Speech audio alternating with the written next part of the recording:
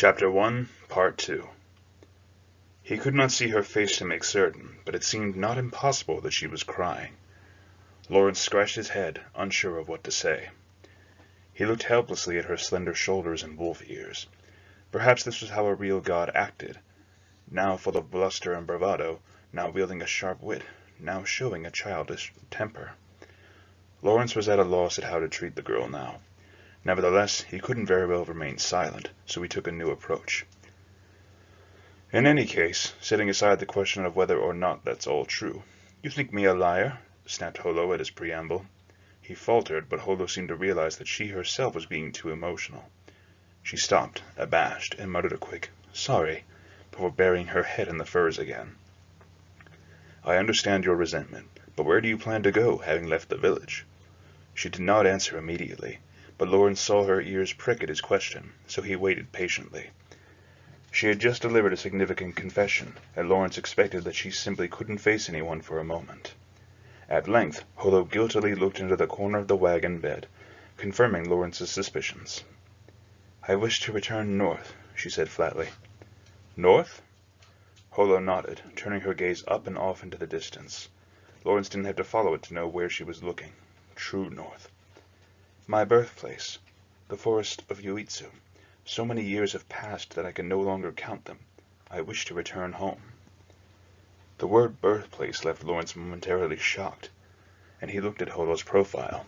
He himself had not visited his hometown once since embarking on the life of a wandering merchant. It was a poor and cramped place of which he had found few good memories, but after long days on the driver's seat, sometimes loneliness overcame him, and he couldn't help thinking fondly of the place. If Holo was telling the truth, not only had she left her home hundreds of years ago, but she'd endured neglect and ridicule at the place in which she'd settled. He could guess at her loneliness. "But I'd like to travel a bit. I've come all the way to this distant place after all. And surely much has changed over the months and years, so it would be good to broaden my perspective," said Holo, looking at Lawrence, her face a picture of calm. "So long as you'll not take me back to Paslow, or turn me into the church, I'd like to travel with you. You're a wandering merchant, are you not?" She regarded Lawrence with a friendly smile that suggested she'd seen right through him and knew he would not betray her. She sounded like an old friend asking a simple favor. Lawrence had yet to determine whether or not he believed Holo's story, but as far as he could tell, she was not a bad sort, and he'd begun to enjoy conversing with this strange girl. But he wasn't so won over by her charm as to forget his merchant's instincts. A good merchant had the audacity to face a god and the caution to doubt a close relative. Lawrence thought it over, then spoke quietly. "I cannot make this decision quickly." He expected complaint, but had underestimated Holo. She nodded in comprehension. "It is good to be cautious, but I never misread a person. I don't believe you're so cold as to turn someone away." Holo spoke with a mischievous smile playing across her lips. She then turned and humped back into the pile of furs, albeit without the sulkiness she'd shown before. It seemed as though she was saying, "Enough talk for today." As she derailed the conversation yet again, Lawrence could only grin in spite of himself as he watched Holo. He thought he could see her ears moving, then her head popped out, and she looked at him. "Surely you'll not tell me to sleep outside," she said, obviously aware that he could do no such thing. Lawrence shrugged. Holo giggled and returned to the fur pile. Seeing her like this, Lawrence wondered if her actions earlier were something of an act, as if she were trying to play the part of the imprisoned princess. Nevertheless, he doubted that her dissatisfaction with the village or her desire to return home were lies. And if those weren't lies, then he must believe that she was the real Holo, because a mere demon-possessed girl would not be able to make it all up.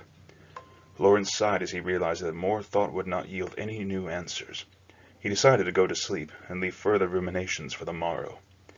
The furs that Holo slept in belonged to Lawrence. It was ludicrous to think that their owner would forego their comfort and sleep on the wagon's driving bench. Telling her to move over to one side, he, too, snuggled into the fur pile. From behind him he heard the quiet sounds of Holo's breathing. Although he told her he couldn't make a quick decision, Lawrence had already decided that as long as Holo had not made off with his goods in the morning, he would travel with her. He doubted that she was that sort of troublemaker, but if she was, he thought, she would surely make off with his entire load. He looked forward to the next day. After all, it had been a long time since he'd slept beside another. It was impossible to be unhappy with her slightly sweet scent, piercing the strong-smelling furs. The horse heaved a sigh, as if reading Lawrence's simple thought. Perhaps horses really could understand humans and simply preferred not to speak. Lawrence grinned ruefully and closed his eyes. Lawrence rose early the next morning. He was like most merchants who awoke early in order to extract the most profit from the day. However, when he opened his eyes to the morning mist, Holo was already up, sitting next to him and rummaging through something. For an instant Lawrence wondered if his estimation of her had been wrong, but if so, she was truly audacious. He raised his head and looked over his shoulder, and it appeared she had gone looking for clothes among his things, and was just now tying her shoes. "Hey now, those are mine!" Even if it wasn't actual theft, even a god shouldn't be rummaging around through other people's things. Holo turned around at Lawrence's rebuke, but there was not so much as a trace of guilt on her face. "Oh, you are awake. What think you of this? Does it look good?" she asked, completely unconcerned as she spread her arms. Far from chastened, she seemed actually proud. Seeing her like this made the uncertain, overwrought Holo of yesterday seem like something out of a dream. Indeed, it seemed that the real Holo, the one he'd have to contend with from here on out, was this impudent, prancing thing. Incidentally, the clothes she now wore were Lawrence's best, the one outfit he reserved for negotiations with rich traders and the like. The top was an indigo blue shirt underneath a 3/4 length vest. The trousers were a rare combination of linen and leather, with a skirt that wrapped fully around her lower body, tied with a fine sheepskin sash. The boots were a rare prize, made of tanned leather and triple-layered, good even in the snowy mountains. Over all this, she wore a bearskin greatcoat. Merchants take pride in their practical, dignified clothing. To buy these, Lawrence had saved gradually beginning in his apprenticeship. It had taken him 10 years. If he showed up to a negotiation wearing these with a nicely groomed beard, he would have most people at a disadvantage, and Holo now wore those garments. He couldn't find it in himself to be angry with her, though. All the clothes were clearly too big for her, which made it all the more charming. "The greatcoat is black. My brown hair looks lovely against it, eh? These trousers, though, they get in the way of my tail. Might I put a hole in them?" The trousers she spoke of so lightly had been made by a master craftsman only after significant effort on Lawrence's part. A hole would likely prove impossible to repair. He shook his head resolutely. Well, fortunately, they're still large. I'll find a way to make them work."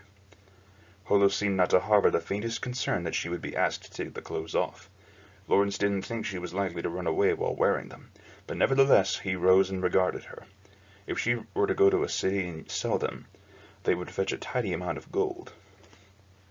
"You're a merchant through and through, that's sure enough. I know just what you anticipate with that expression on your face," said Holo, smiling.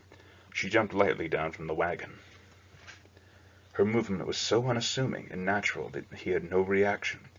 If she'd run just then, he would have been unable to pursue. Or perhaps he didn't react because he didn't believe she would run.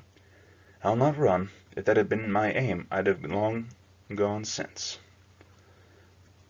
Lawrence glanced at the wheat sheaf in the wagon bed, then looked back at the smiling Holo. She took the bearskin cloak off and tossed it back in the wagon. Evidently the cloak, which had been made for Lawrence's height, was too big for her. She was even smaller than he'd realized yesterday, having seen her only in the dim moonlight. Lawrence was on the tall side, but even so, she was fully 2 heads shorter than him. Then, as she verified the fit of the rest of the clothes, she spoke offhandedly. "So, I wish to travel with you. May I?" She smiled, but did not seem to flatter. If she tried to flatter him, Lawrence felt there might have been reason to refuse her, but she simply smiled happily. Lawrence sighed. She didn't seem to be a thief, at least. He couldn't let his guard down, but it wouldn't hurt to let her come along, and sending her away would only make the constant loneliness harder to bear. "This must be some kind of fate." "Very well," Lawrence said. Holo did not appear especially overjoyed. She merely smiled. "You'll have to earn your keep, though. The life of a merchant isn't easy. I expect the god of abundant harvests to bring an abundant harvest to my coin purse." "I'm not so shameless as to thoughtlessly freeload. I'm Holo the Wise Wolf, and I have my pride," said Holo sullenly. Lawrence was not so blind as to think she wasn't making a show of childish indignation, though. Sure enough, Holo chuckled.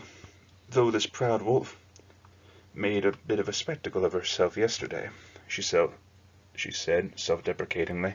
as if her flustered demeanor reflected her true feelings. In any case, it is good to meet you, Lawrence. Kraft Lawrence. When I'm working, I go by Lawrence. Lawrence. I shall sing your praises for all eternity, said Holo, with chest thrust forward, her wolf ears breaking up proudly. She seemed oddly serious. It was difficult to tell if she was being childish or cunning. She was like the ever-changing mountain weather. Apparently that ever-changing mood was part of her craftiness.